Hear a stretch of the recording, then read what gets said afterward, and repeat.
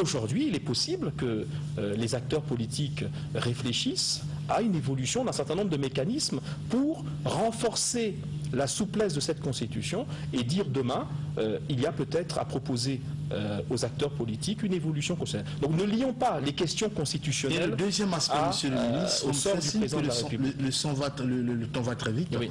Par rapport au sort du président de la République, bon, mais il vous reste 3 ans. Que pensez-vous? Écoutez, je crois que le ministre Zakala a été très clair. Le président a un mandat.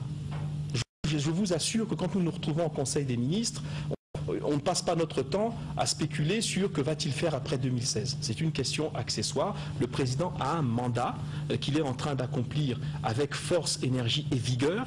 Et nous constatons tous les jours les résultats palpables qui conduisent à ce que les infrastructures se déploient dans le pays et que petit à petit les questions sociales commencent à se résoudre. Et donc ce mandat, il est en train de l'accomplir et bien l'accomplir. Donc à chaque jour suffit sa peine, le président fait son mandat. Maintenant, si vous me posez la question personnellement, moi je dis ceci, on a la chance d'avoir un homme d'État d'expérience, mais considérable. À la fois une expérience des hommes, des choses et du pays, et une envergure internationale.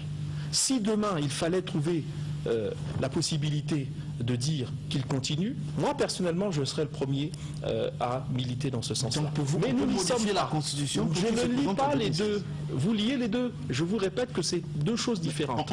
On peut aussi les lier, monsieur. Non, je vous dis, je vous répète. Du côté de vos adversaires de l'opposition, on ne doit pas en parler aujourd'hui parce que la probabilité est très forte de toucher plutôt le renouvellement le nombre de mandats. Non, mais ça c'est de la politique politicienne.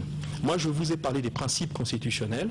Et là, le deuxième aspect, je vous parle de mes principes politiques personnels, qui consistent à dire que j'ai la chance de voir au quotidien le président de la République.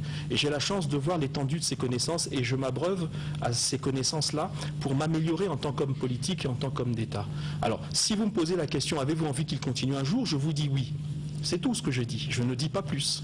Vous, maintenant, après, en tant que commentateur, vous pouvez lier cela à la Constitution, au débat. Moi, je vous donne mon sentiment, qui est celui du ministre et du collaborateur du président Sassou.